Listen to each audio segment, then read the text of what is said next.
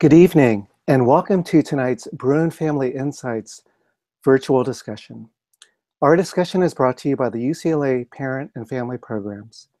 And throughout the academic year, we're exploring a variety of themes relevant to our families, and our hope is that we will discover information together that can help us best support our students at UCLA. My name is Dan Lowe, and my wife and I are parents of two Bruins. Our older son, Christopher, graduated in June with a degree in economics, and our younger son, Jonathan, is a third-year mechanical engineering student. We also have the honor and privilege to serve as the co-chairs-elect of the UCLA Parents Council. Tonight's conversation is entitled, Keeping Up with Bruin Traditions. We're going to talk about UCLA's history and how the campus does a lot of fun things to keep the traditions of our great university alive. This evening, we're honored to have with us Allison Beckman, Associate Director for Bruin Traditions, and Samantha D'Souza, President of UCLA's Student Alumni Association. Allison, it's so good to have you with us tonight. Could you share with us a little bit about yourself and your role as Associate Director for Bruin Traditions? Of course. Thank you so much for having us, Dan. We're so excited to be here tonight to talk to you about the amazing work that we do on campus, but specifically how you as parents and as parents of students can get engaged and also have your students get engaged in the things that make UCLA so special. My job and the distinct honor I have is overseeing our Student Alumni Association, which is our group of students on campus who plans big spirited events and brings our alumni and students together. We have a group of 100 student volunteers who get to plan and execute these events, and we get to do every day just bringing joy and excitement to the campus. I love that. Yeah, there's so much joy and enthusiasm at UCLA. Samantha, it's also good to have you with us. Could you share with us a little bit about yourself as a student and also your role as president of SAA? Sure. Thank you so much, Dan, again for having us. We're really excited to be here and share all of this stuff with you guys. I'm a fourth-year psychology and communications double major at UCLA, so I'll be graduating this year in June. And as president of SAA, I get to work firstly closely with Allison and the staff of the Alumni Association, but I get to oversee this wonderful group of 100 members who are split up into 9 incredibly unique and wonderful committees that plan and execute events both internally and externally and bring campus together through all the traditions that we have here. Okay, great. So often when people think of traditions, they think of things that are repeated and repetitive and maybe sometimes losing a little bit of freshness. But why do you think traditions are so important at an institution like UCLA? We're really lucky to be at a campus that's just about to turn 100 years old. And with that, we've been able to create really memorable and magnificent ideas and events. And so students, it's the experience they have outside the classroom as much as they have inside the classroom. And feeling like you're part of this experience throughout your entire 4 years or 2 years, however long that may be, but that you are with all the other Bruins that have come before you. We have over 500,000 living alumni, and to be part of this entire experience together and really believing in the traditions and being a part of them themselves. How about you, Sam? Yeah, I think it's incredibly wonderful for students to come into a community and be told, you know, you're a Bruin from the first time that you stepped on campus, or even from the first time you got your offer letter. All these emails come in that already identify you amongst this great community, and to see that continue from the 4 years that you've been a student to the countless years that follow and still be a part of that family.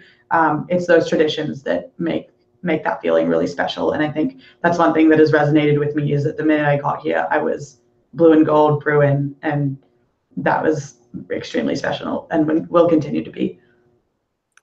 Yeah, I love the way that both of you put that. There's an important connection to our past, realizing we're part of this much larger community, but it also gives a sense of future and even our identity and how we relate to others down the road. That's great.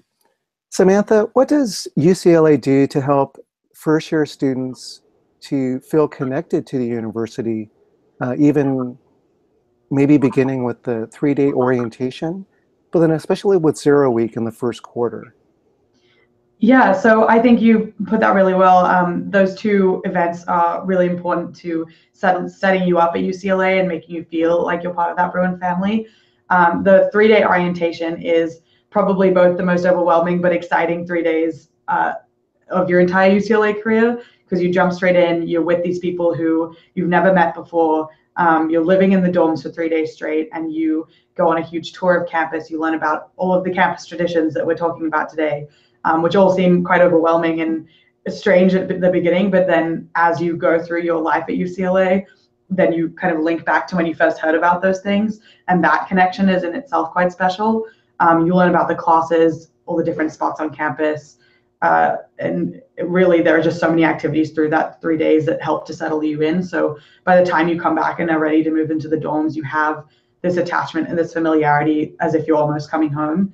And that's kind of cemented in the 0-week festivities. So a few things of note: as soon as you get to campus or it's getting close to 0 week, they send out a huge list of things that are going on through the whole week, Monday through Friday. And that includes the Enormous Activities Fair, which is a big fair on either the Tuesday or Wednesday of that week from 11 to 3 p.m. And all the 500 plus student organizations come together in front of Royce Hall with booths and tables, and all new students, old students, future students maybe come to the tables and learn about organizations like SAA or other groups on campus. And that's really where everyone starts to get engaged. So very quickly, the student community breaks down into these little pockets where people can start to find their, Bruin hood through various clubs and organizations. And there are other things like Bruin Bash, where we have a free free concert for students, where they bring in a musical artist and everyone gets to go into Poly Pavilion and listen and enjoy that together. So things like that really set the tone for the year and get everyone really excited to be here. That's great. Allison, do you have some thoughts you'd like to add? Yeah, of course. So one of the first days we fill Poly Pavilion with all the freshmen, and the chancellor gives a speech and kind of a convocation welcoming all the Bruins and really explaining to them what these 4 years will mean to them and how important it is to get involved, but also that these years will be challenging for them, that they'll face things they never may have faced before. So really being prepared and being excited for the challenge, but also the road ahead, that they have no idea what the next 4 years or 2 years will bring their way. And like I said, I think that's exactly what Allison's talking about, is one of the most special things that happens in those first few days or weeks on campus, because, that first speech, all of that information comes to you and you're like, oh, I don't really know what that is going to look like. But as your time at UCLA unfolds, you always link it back to that first time you were told you're a Bruin and you were sitting in the Poly Pavilion with the chancellor, and it kind of comes full circle by the time you're graduating. Oh, that's so good to hear. So one of the things that we hear about is the idea about being Bruintized. What does that mean? So this is actually one of my favorite traditions on campus. Bruintized is a concept created to make everyone feel like they belong at UCLA and that they have something to accomplish here in 4 years. So what it is at UCLA, we really love fountains. We have a lot of them across campus, and there's one particular inverted fountain kind of in the middle of North and South campus, and the water flows inwards. And what they do during your orientation sessions is everyone goes and lies flat on their stomach around the fountain. There's a big ledge there, and you have to put your hand in, and you kind of flick everybody with water, and that is you essentially being baptized as a Bruin, so Bruintized. And the significance of that is no one is allowed to then touch the water of that fountain until you graduate. So that is really special, and it's such, you think it would be such a trivial, silly thing, but people take it really seriously here. So I could say I walk really far away from that fountain when I go by it on my way to class, or even if I'm sitting near it, I make sure the water isn't splashing anywhere, because for us, it's that significance of if you touch it between that time, means you're not going to graduate from here, or you want to have that big moment in June of your last year at school where you can jump in and say you graduated from UCLA. Well, I'm sure you're looking forward to that next June. Definitely. Yeah, that's going to be a great celebration. Allison, could you tell us a little bit about the Bruin Traditions Keeper? Yes, of course. So we're really excited, and this is introduced to our students at orientation. But as I said, a lot of the experience that a Bruin will have are the things that happen outside of the classroom. So about 4 years ago, orientation office created the True Bruin Traditions Keeper, which is an app that all students can have on their phone. And it has about 400 different activities that you can participate in during your time at UCLA.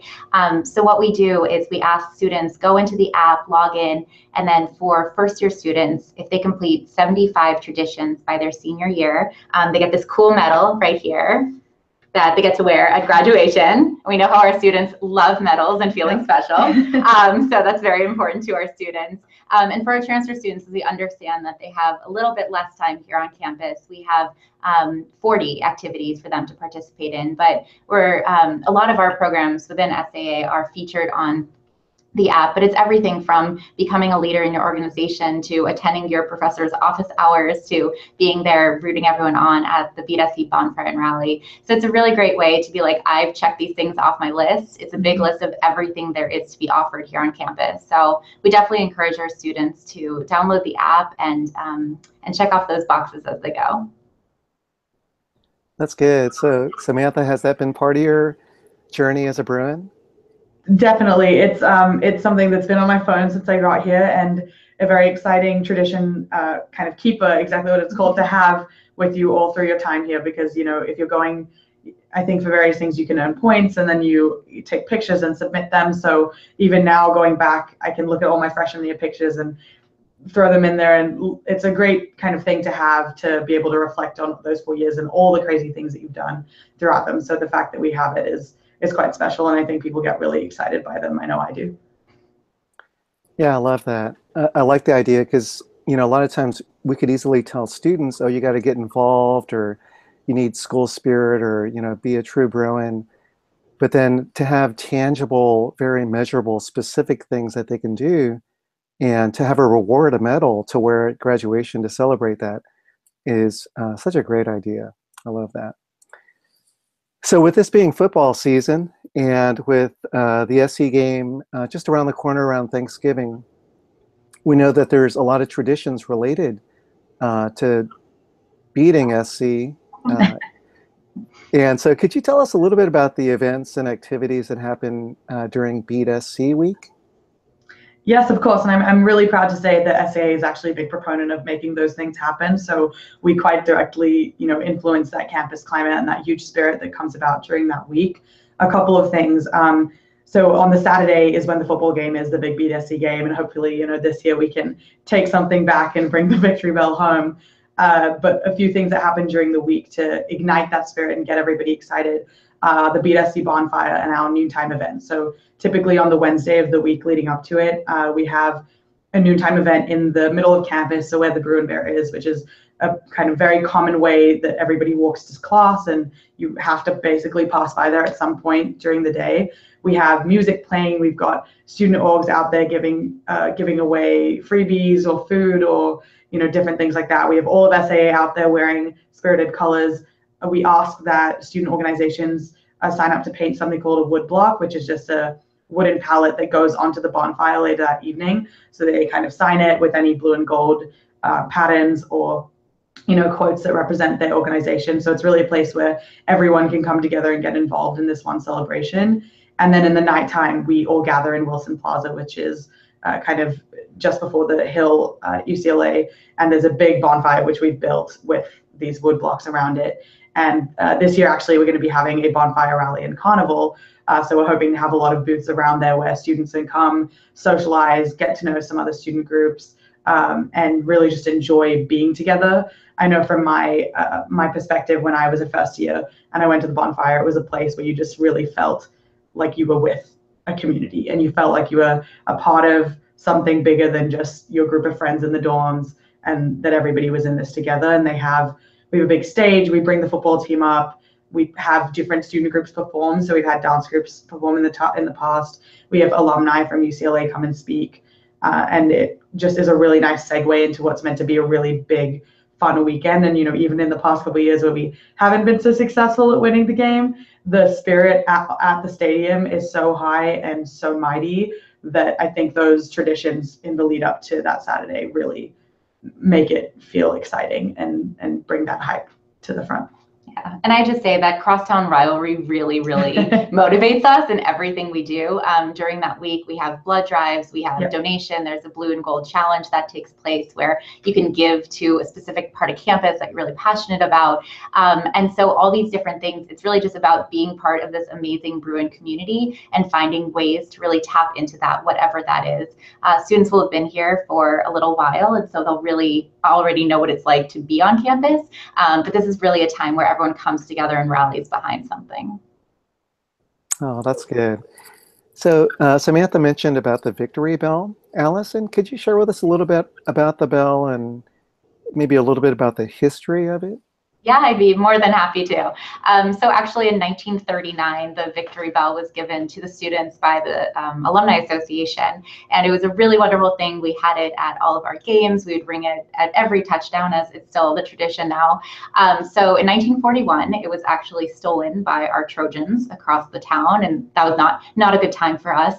And then in 1942, it was decided the presidents of the university, or the student presidents, came together and thought, wouldn't this be a fun way for us really to recognize the winner of the game? So since then, depending on who wins, the victory, or the victor gets to keep the bell for the year and then painted the school colors. So unfortunately, for the past few years, it has been hanging out on the other side of town, but we always hope and are always very enthusiastic about it coming back our way so that we can ring it at our event as well. Well, thanks for that historical background. And I think it's no coincidence that it was around the time of World War II that all that was decided. So it's kind of interesting. The Spirit Squad is also based in Alumni Affairs. And what is their role in carrying on Bruin spirit and traditions? Allison, could you share a little bit about that? I'd love to. So comprised of the Yell crew, the dance team, and the cheer squad, in addition to Joe and Josie, our Spirit Squad has been around for many, many years and has evolved over time. They're obviously at all of our sporting events, cheering on our sections at the game, but really it's just about bringing the energy, bring the love of UCLA. We have our little pom-poms here, so we're always full of the Bruin spirit in our office. But what's so wonderful about Joe and Josie is that they bring just this liveliness to the campus and to the community. We have our Joe and Josie go out, they're at hospitals, they're at birthday parties, they're kind of advocates for the university and the entire UCLA community. But seeing the Spirit Squad on the field, they're actually going to be coming back for homecoming this weekend. We have former Spirit Squad members come onto the field and kind of relive those glory days when they fit in their uniforms really well, and so they try to do it again for the next year, and so that's a really special moment, but always reliving and always evolving, just as the university is, but really keeping that core of just being proud to be a Bruin. And I'll add to that from the student's perspective. It's always really nice, whether you're at a sporting event or you're at something just on campus, or even if you just see Joe and Josie walking around, you wouldn't think that, 18 to 22-year-olds would get so excited by a stuffed animal mascot, but we really do. And they are such a big part of our identity that you really want to take a picture with Joe when you see him, or you're just incredibly excited because something exciting is going on campus. And at the football games and basketball games, it's really great to see these students representing us and standing there on the field, getting ready for us to cheer on. And like I was talking about the USC game, they're really the people who kind of get that excitement going amongst the crowd, and it's really necessary and awesome. Yeah, I hear what you're saying. The Spirit Squad, the Yell leaders, the marching band, all those components really transform a crowd from spectators to participants, from people who are just watching into people that really are enthusiastic and passionate for UCLA and for what's happening on campus and with the teams. That's great to hear. So Samantha, what are some fun campus superstitions that Bruins still uphold?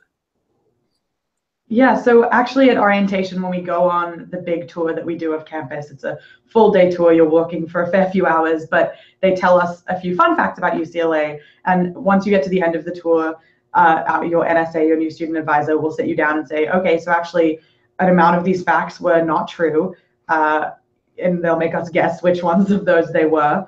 And we'll all guess, and then they become big stories that we all remember and still hold to life. I think one of the funniest ones is on Jan's Hill. So it's the big hill that goes up to Royce Hall and Powell Library. We have a big set of stairs, which honestly I try to avoid as much as I can, but for two reasons. One, they're really steep, but the second is there's a story about the two real estate agents who were the Jans brothers, who were responsible for kind of inputting those stairs into campus and giving them the name that they have, which are Jan steps. And one of them wanted to actually remove the stairs, but the other brother really wanted them to stay. And there's a rule in, I guess, the real estate at that time that you couldn't remove a piece of land where someone was buried. So one of the Jans brothers decided that he wanted to be buried in the 6th step of the whole thing, so that they couldn't tear it down. And supposedly that's actually what happened. So you're supposed to take a step over the 6th step and not actually have a step on it, because it's bad luck if you do, because there's someone buried under there.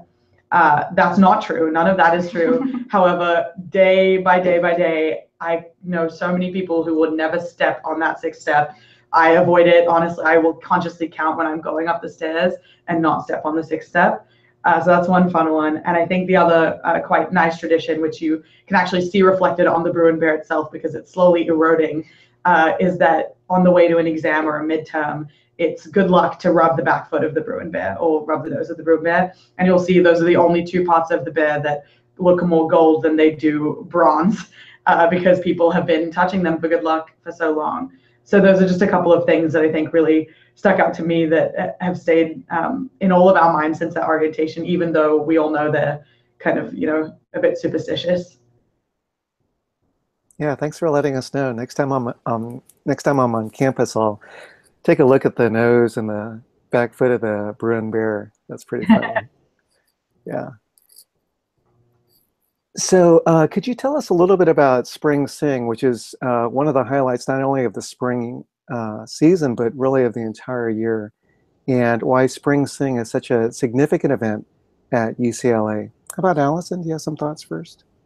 I do have some thoughts. Yeah, thank you. So I get to oversee the Spring Sing committee, and so it's something that's very special to me. So Spring Sing started, and it was really just a way for fraternity members to come out and serenade sorority sisters. So that's the very specific early beginnings of it. But what it's turned into over time is an amazing way for our students on campus to showcase the amazing talent we have. So we'll have talented singers, songwriters, we have dance groups come out, but it's really just a celebration of all the talent and amazing creativity that this campus has. Part of it is also our group called Company. They're our little SNL group that's in between each performance. A lot of times they're helping buffer because we need to move one stage to the other, but they're really a great way, and you just see how amazing and how talented our students are in all different areas. So it's just this really, really wonderful tradition. It started many, many years ago, but in 1986, the Student Alumni Association took it over.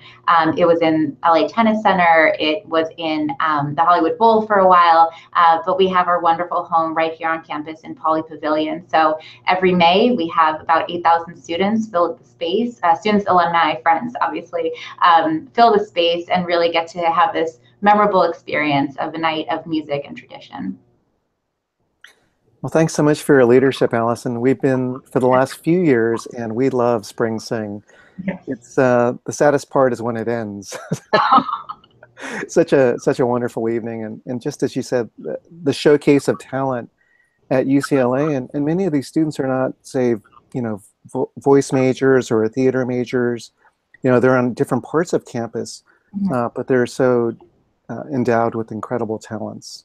I think what's so great just about UCLA in general is even if you're an engineering major, you don't have to only be doing those things. A bunch of our Spirit Squad members, which we mentioned earlier, are engineering majors, are, it's political science, it's working, it's all different kinds of people who come together, and it's an outlet because the Bruins are so multifaceted in what their passions are and what they're excited about. And so you're not limited to, if you're a dance major, it can be anything that you major in and then pursue outside of that as well.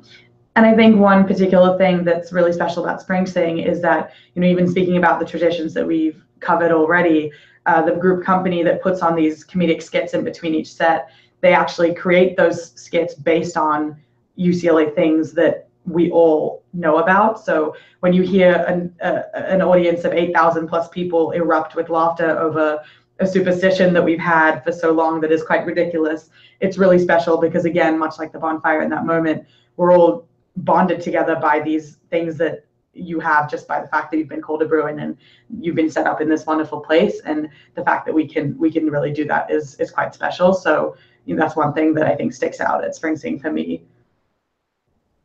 That's great. So Julie has a great question. How would you encourage introverted students to get involved in traditions? I think that's a great question, and I think we deal with that at SAA a lot. We have such a diverse community of individuals in SAA, and I think another wonderful thing about being a Bruin is that, being a Bruin doesn't mean being the loud person who's screaming at a football game. It means celebrating each other for the different talents and wonderful, skills or communities that we all come to be a part of. And that comes from our student organizations. It comes from the events that places like SAA put on for the community, because you can come to Spring Sing and you can sit and appreciate the music, or you can, if you're the introverted person who doesn't want to go scream at a football game, you can participate in a community service project, or you can go to different events that serve a purpose that make you feel happy. And so one of our goals within SAA is to create more events like that, where everyone can feel included, whether you are the outgoing loudmouth or you are the more soft-spoken person who really just wants to enjoy something for what it is and not necessarily be cheering all the time. So I think there's always room to grow in those areas. And I think as we all understand each other more and see that diversity across campus bloom, everyone on campus is kind of feeding to serve that purpose. How do students find out about those opportunities? I think that's a big role of SAAs, to showcase opportunities that are available to just everybody. So we try very hard not to kind of box, say, Spring Sing into a certain type of person going and attending that event, or the bonfire isn't just for people who are football fans. I think this year is a great example. We really tried to focus on the fact that this is a bonfire rally and carnival. So you're not just coming to, see the football team come on stage. You're actually just coming to maybe go and see something at a cool booth that you thought was exciting and be there amongst all other students and just be around the environment. So it doesn't necessarily have to be one type of person attending all of those events. And that's something that I'm particularly conscious of as president moving forward, and something we're aiming to keep working on as we go forward. Okay, thank you. So Alex also has a good question. She's wondering, are alumni welcome back to events like Spring Sing and Beat SC Bonfire? For sure. Yes. I mean, we are housed within the Alumni Association. We are creating these events to bring together our alumni and our students. For the Beat SC Bonfire and Rally, we have a VIP section, which is where we want our alumni to come and sit and also take a seat, because honestly, not everyone wants to stand for 2 hours. So we really encourage everyone to come back and have that first row seat for our events. And for Spring Sing, we offer discounted rates for our alumni to come, our blue and gold members of the Alumni Association, to get their tickets to come back. And we often see a lot of different groups who are in Spring Sing themselves or in company come together and buy a group ticket. I think last year we had SAA alumni come back, and there were 40 of them who sat in a section. So of course, we always want to continue that legacy and having our alumni come back to our events. Okay, that's so good to hear. The door is always open for them to come back. So there's a rumor that there's underground tunnels at UCLA. Is that true or false? Maybe I can speak to this one, though. I will admit I haven't actually been tunneling yet myself. It's on my senior bucket list to tick off. I hope no one will rat me out to the gods of UCLA for wanting to do that. But yes, there are underground tunnels. I can't say I exactly know why they exist, but they've existed for a long time. And there are various entrances across different points in campus where you can go underneath. And what I was told at orientation actually is that when you go tunneling, which you never should because you'll get in trouble, make sure you don't have your Bruin card with you, because if you get caught with your Bruin card or any form of identification, then you're in trouble. So That's one thing to note. But there are tunnels. People tend to go late at night, and they take you all across campus. Are there organized tours available for students or even families? Of the tunnels? No, Yes. no. They're very much off limits, and I think the entrance points keep changing as whoever is in charge of campus finds out that students are going tunneling. It almost seems like it's a tradition that is frowned upon, let's say, and not allowed technically, but everyone knows that everybody does it. So it's a fun tradition that I think goes with your experience at UCLA that you've been tunneling. Okay, thank you. We'll just keep that underground, okay? So Yeah. yeah, I like that. So are there some traditions that UCLA used to have but are no longer part of its repertoire? I think something that's evolved over time is our homecoming. For a while, our homecoming used to be this huge parade that took place on Westwood Boulevard, and there were floats, and there was a king and a queen, and there was this huge, huge gathering. I think that's kind of died down over time. Part of that is, unfortunately, we don't have a football stadium right on campus, so that makes it a little harder to go towards something, but it is still a place and way for our alumni to come back and celebrate the game and be part of it. But I think that's a tradition that's kind of common, like it's formed and changed over time with whatever's happening with the campus and just the overall experience. Okay. And having mentioned homecoming, Allison, so we know that this is homecoming week.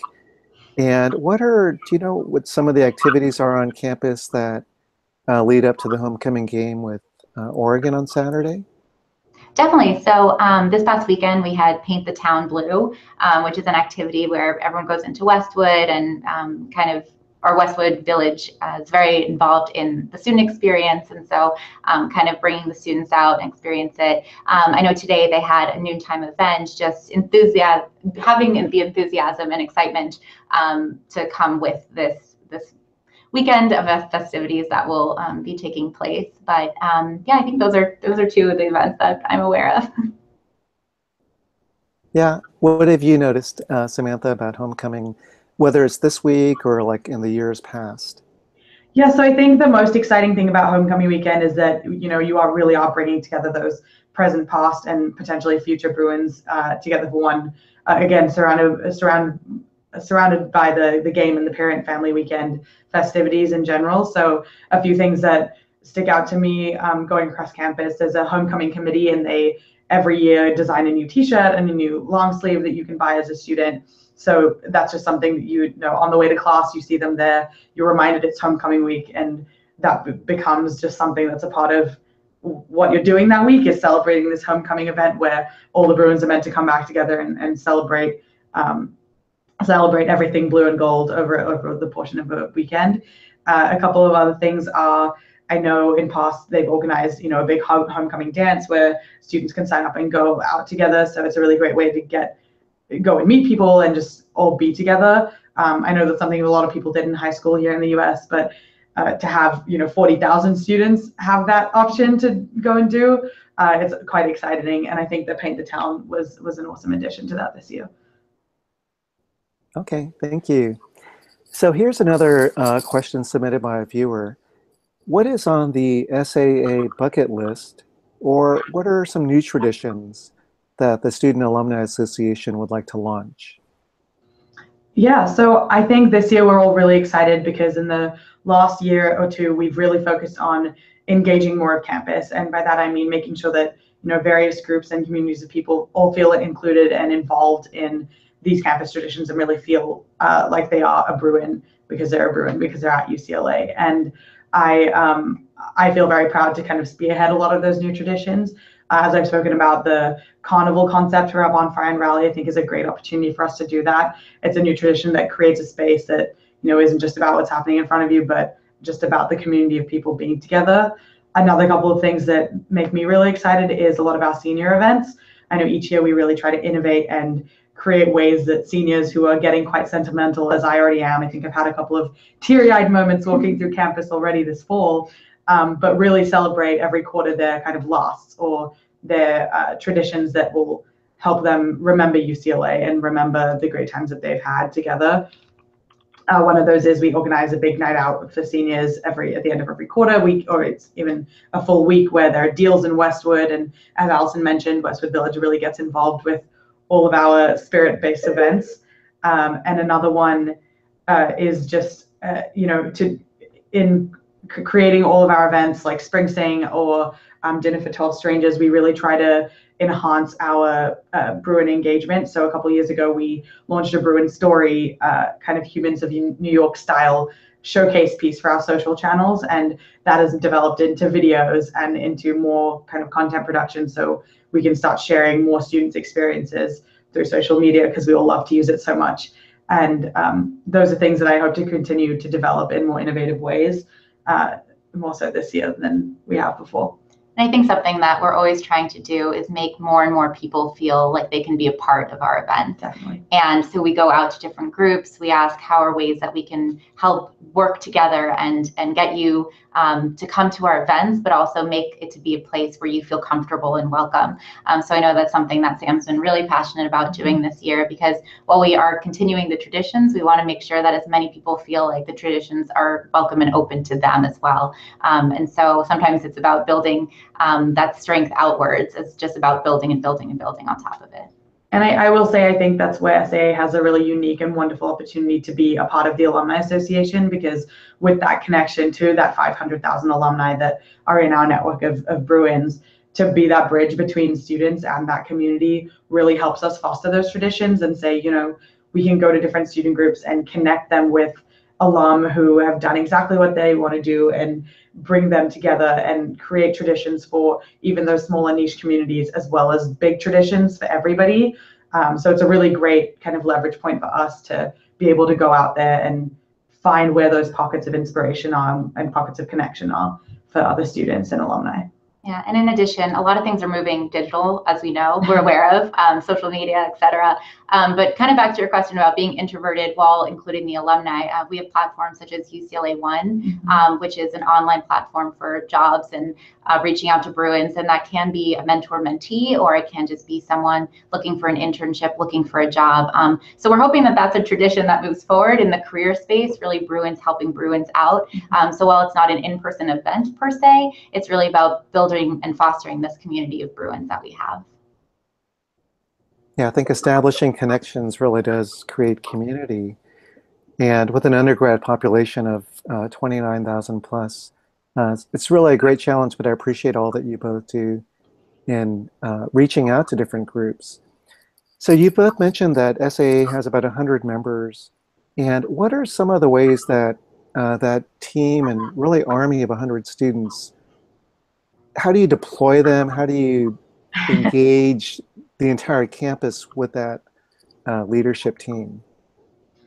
I think the biggest way that we kind of mobilize, I'll speak about that first, we mobilize that 100 group of students is through a lot of our internal programming. So one thing that we emphasize when you're applying to the Student Alumni Association is that you apply to SAA as a whole. And the mission of SAA is to engage that wider student and alumni body and bring everyone together. So that kind of is ingrained in you from the minute you join the association and you feel a part of it, as well as that all of our internal programming really bonds us to the point where that mission just becomes even more important in all of our respective events. So speaking more programmatically, when those events come around, we really love flyers. So we take pride in kind of our graphic design, and we have a public relations committee that spearheads a lot of that graphic content creation. So we'll physically go out on campus and be on Bruin Walk and try to talk to people and get them involved and interested in the types of programming that we're doing.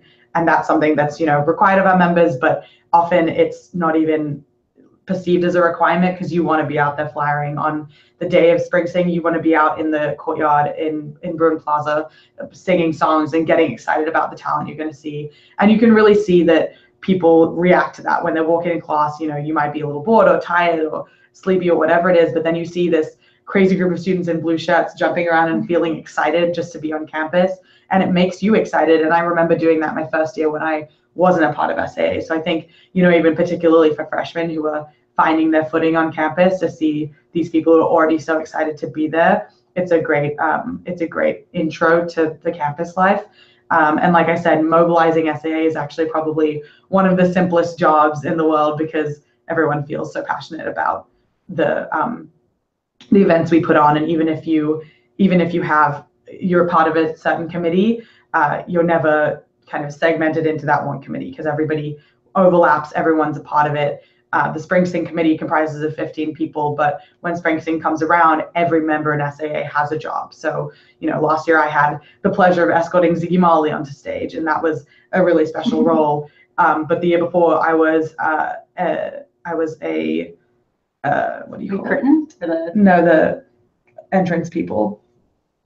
I let everyone in and led them to their seats. Okay, escort. I was an escort. Yes, there's the word. escorted them. I was an escort for everyone, and got them in there. But then you got to be around all the students, and they'd be like, "Oh, like who's performing today? When's the second act starting?" And students are really excited, and you're there to hype them up and get excited about it too. So just being in that realm, in that arena when all of that is happening, is really special, and all of SAA becomes a part of it. So it's a pretty easy job, I'd say. Yeah, that's great.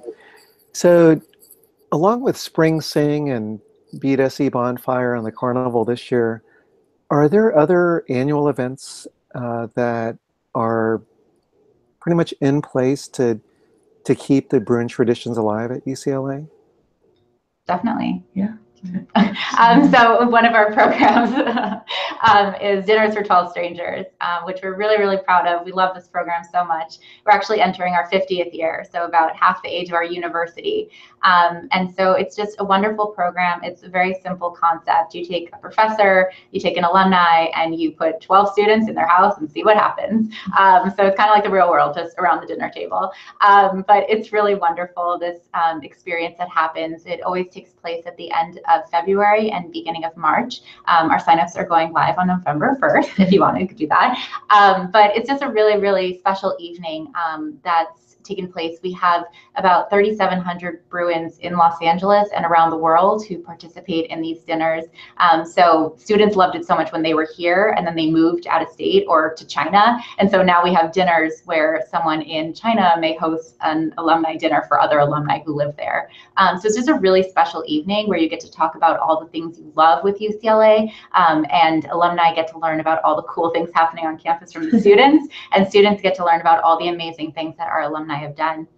So it's a really organic way for everyone to get involved. And then our professors play this really fun extra part where we learn the research that they're doing. Alumni get to hear what's going on campus and what are the next pursuits.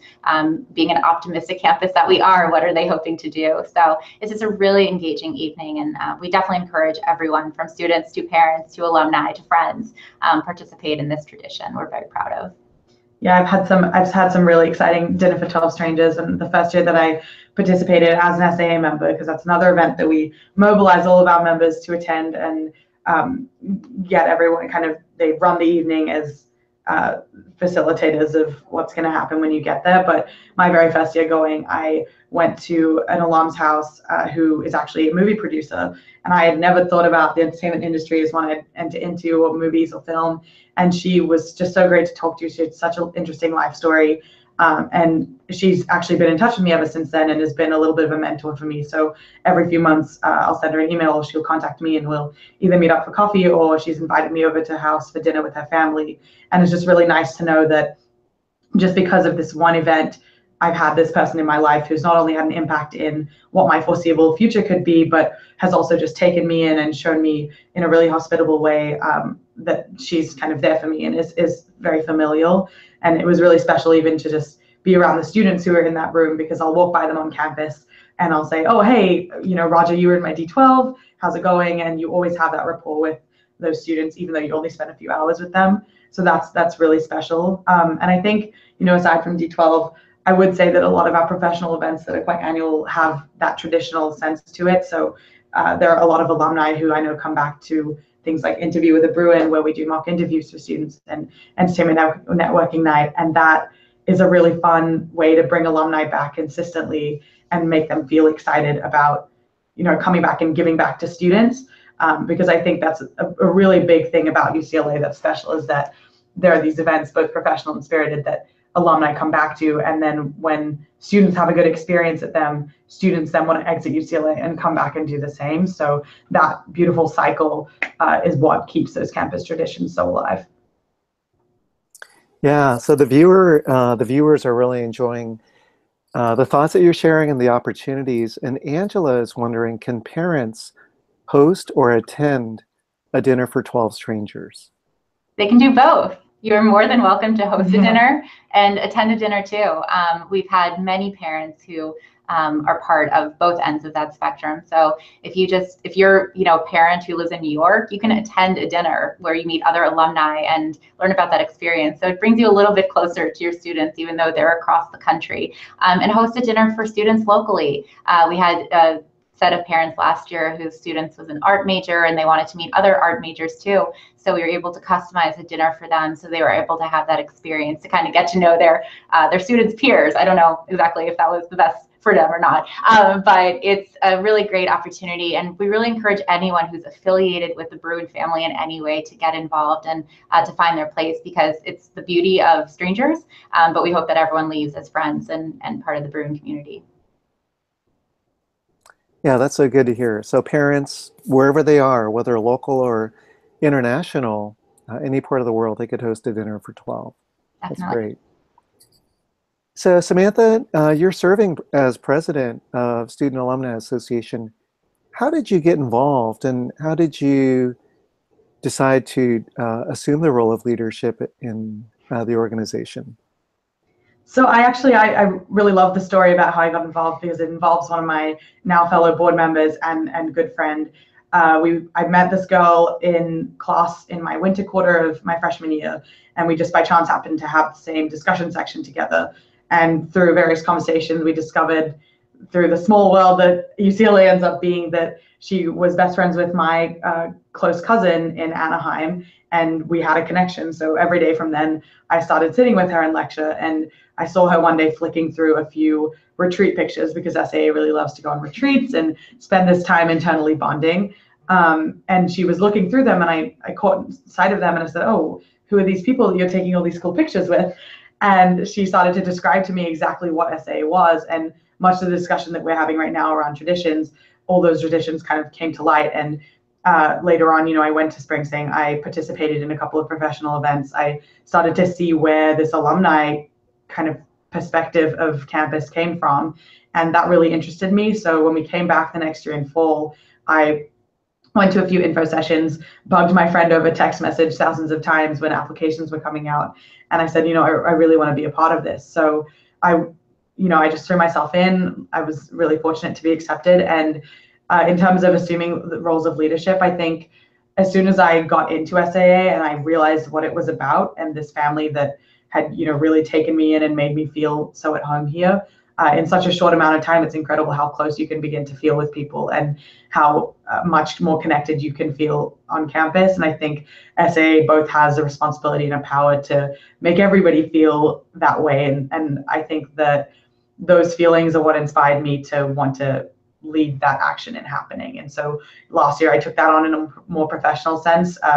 I led an inaugural committee entitled Professional Development, and we started to look across campus as to how we could innovate and include more students in professional niches that they don't feel is being reached. So we reached out to pre-med students and looked at how they could feel more incorporated in professional programming where they weren't being really served before. And we were able to put on a really valuable event for them.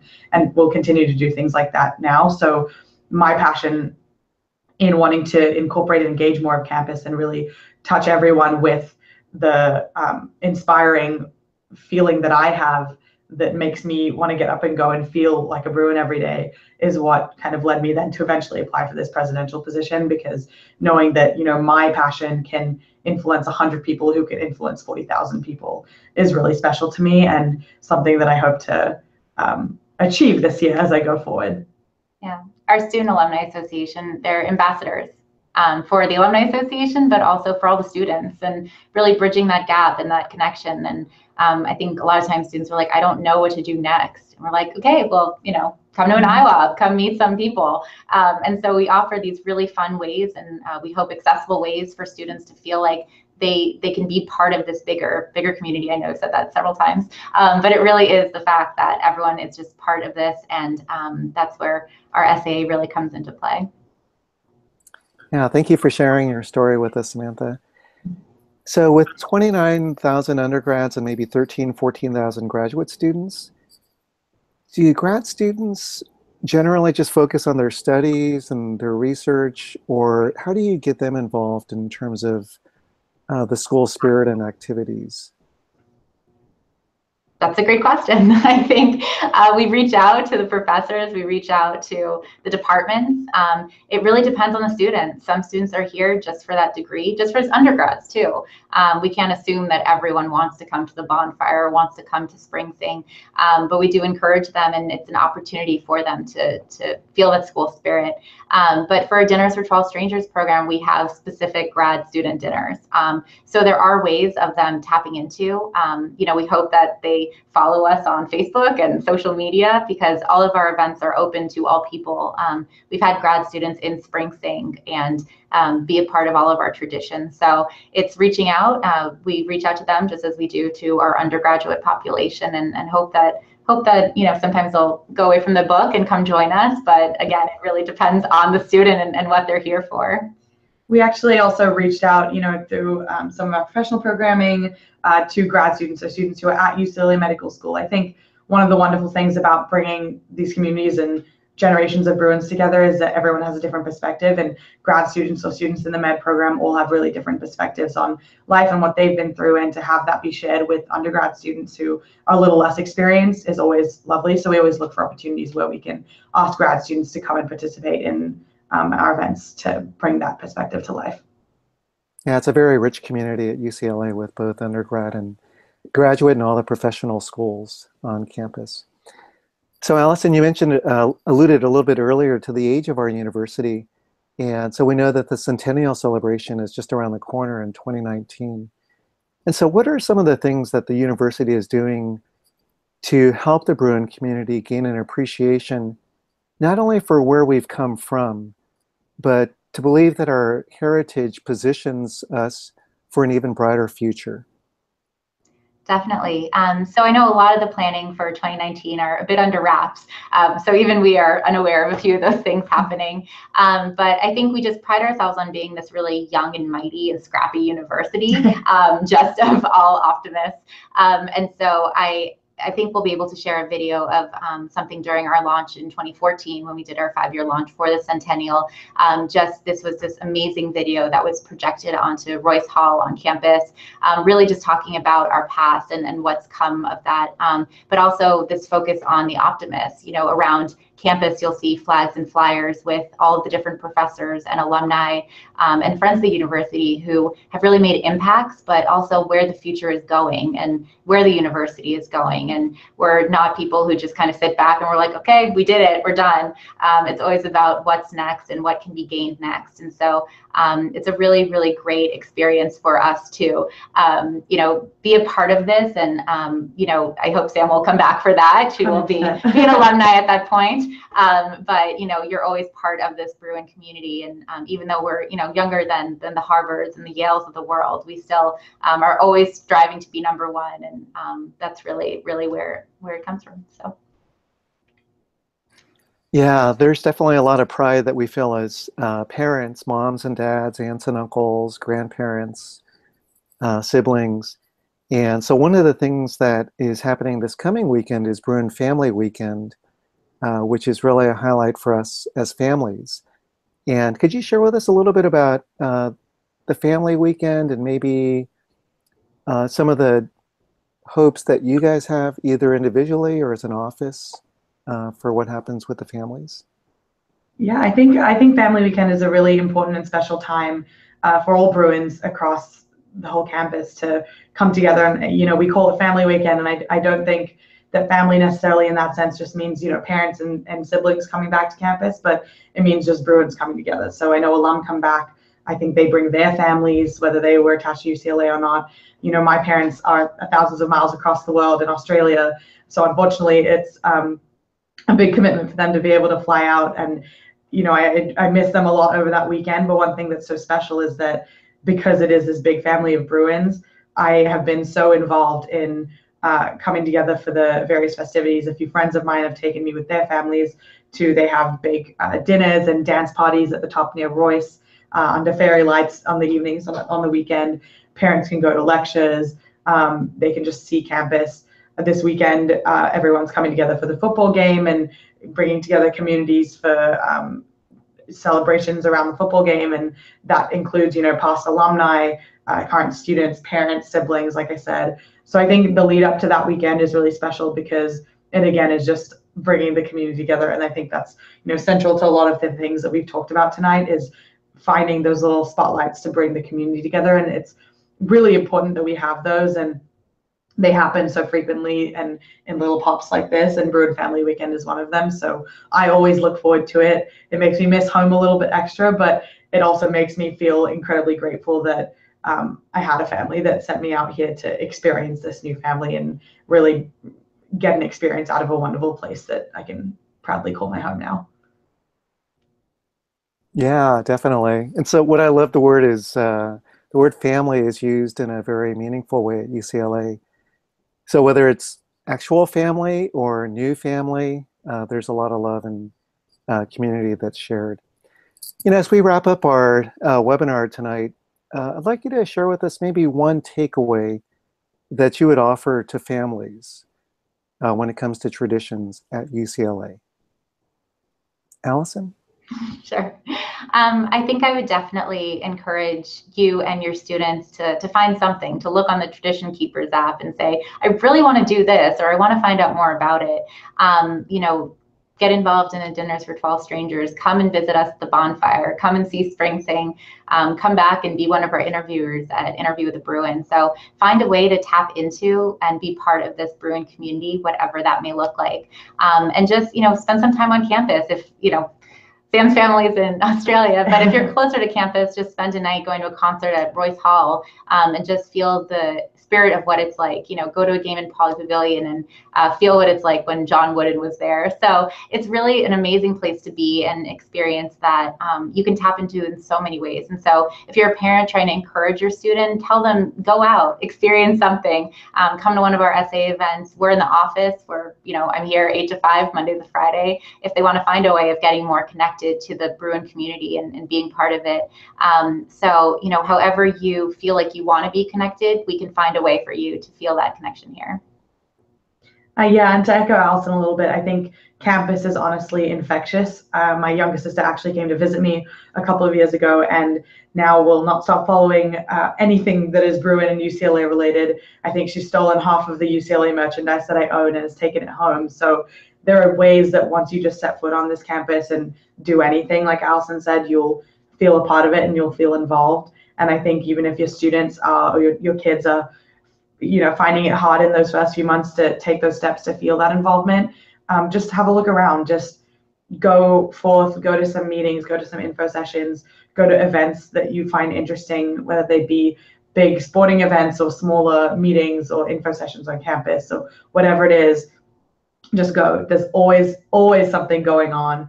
I think every night that I lived in the dorm, I was never bored. I still am never bored, even though I'm in the apartments now. And there's just always something UCLA that you could be doing. And it's just taking that first step out there. And once you do, it's infectious and you have the bug. Well, thank you so much, Allison and Sam. Appreciate, again, your leadership on campus, the heart that you have, and all that you do to not only keep the traditions as a Bruin, but also to envision new traditions that could foster the Bruin spirit. We love UCLA, and a large part of it is there's a great pride that's taken at the university, and that pride is shared in a very loving and collaborative way. And so again, thank you so much for being our guest, for speaking to us as families and helping us to appreciate all that UCLA has to offer. Thank you. Thank you. We'd like to thank all those who've been a part of our webinar through viewing us. And thank you also for the questions that you've submitted. The recorded version of our webinar will be up in just a little bit this evening. And we'd like to invite you to come to our next virtual discussion, which is addressing mental health and holistic wellness. And that's a very important issue for all of us as families and students. And that's going to be Monday, November 5th at, sorry, I can't see too well, November 6th, excuse me, at 5 p.m. And so again, thank you so much for coming and joining our discussion. Have a wonderful evening. Go Bruins, and let's beat Oregon this weekend. Thanks so much for coming. See you later.